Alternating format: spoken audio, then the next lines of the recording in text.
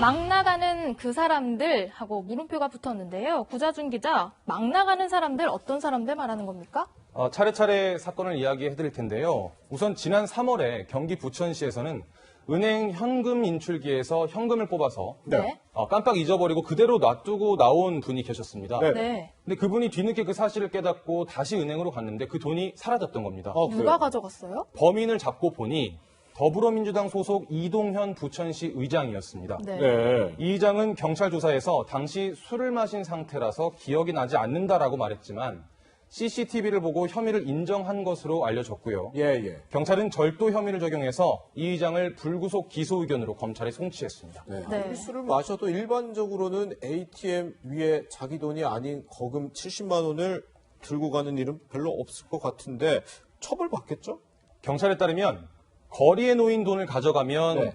점유이탈물 횡령 혐의를 적용을 받는데요. 예. 은행이 관리하는 현금 인출기에 놓인 돈을 가져가면 은행 돈을 훔친 것으로 간주해서 절도 혐의가 적용이 됩니다. 그러니까 더 센 거죠? 그게? 예, 그렇습니다. 예. 그래서 형법 제329조에 따르면 네. 절도죄에 대해서 6년 이하의 징역 또는 1,000만 원 이하의 벌금에 처해질 수 있습니다. 네.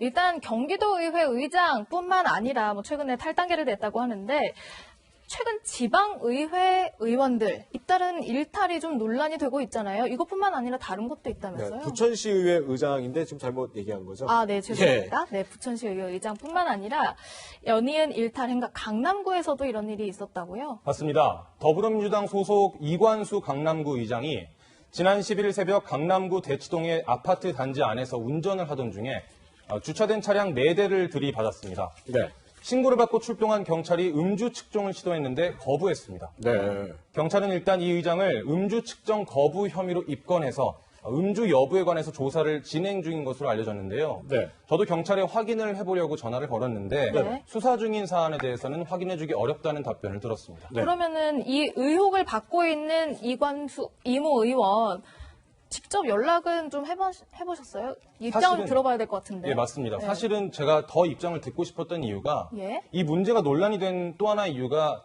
이 의원이 이미 과거에 2차례나 음주 경력이 있었기 때문입니다. 예. 지난 2008년 7월과 8월 한 달 사이에 2번이나 음주운전으로 벌금이 부과된 바 있습니다.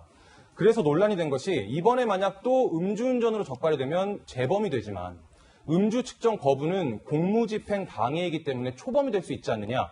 그렇기 때문에 음주 측정을 일부러 거부한 것 아니냐 이런 지적이 나오고 있기 때문에 네. 입장을 듣기 위해서 제가 어제부터 예. 오늘까지 이틀간 연락을 시도했는데 네. 연락이 닿지 않았습니다. 그렇군요. 다만 이 의장은 일부 기자들에게 이메일을 보내서 예. 자숙하고 반성하겠다라는 입장을 전한 것으로 알려졌습니다. 네, 그렇군요. 그런가 하면 전북 김제시의회에서는 동료 의원들 간에 이런 말싸움이 오가서 논란이 일었는데요. 함께 들어보시죠. 네.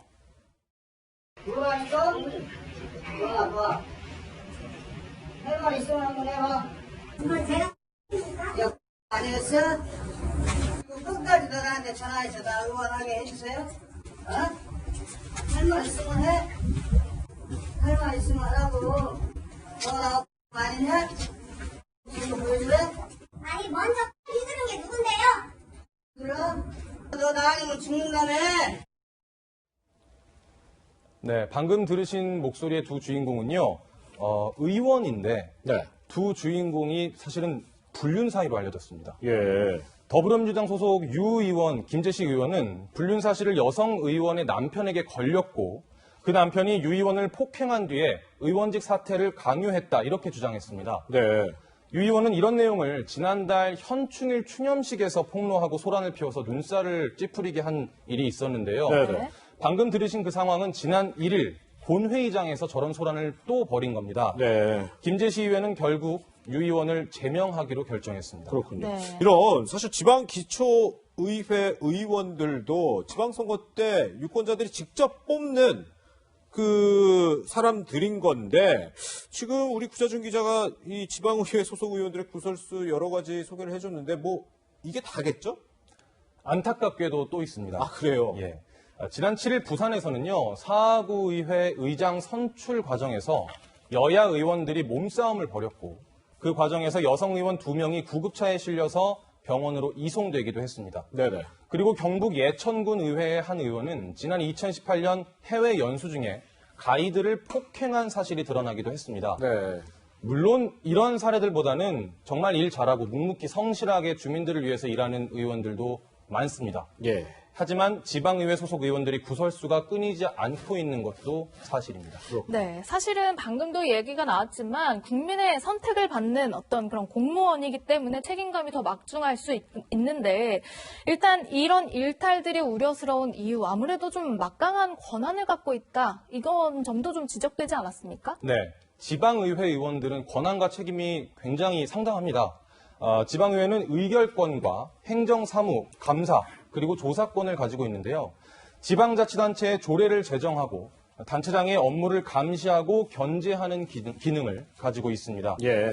권한만큼이나 책임이 막중한 사람들이기 때문에 일부의 이런 도덕성 불감증 행태에 대해서 우려가 클 수밖에 없습니다. 네, 잇따른 지방의회 의원들의 일탈 사건, 국민들이 많이 걱정하고 있는 만큼 본인들의 책임을 조금 더 인지했으면 하는 바람이 있습니다. 구자준 기자와는 여기서 인사 나누겠습니다.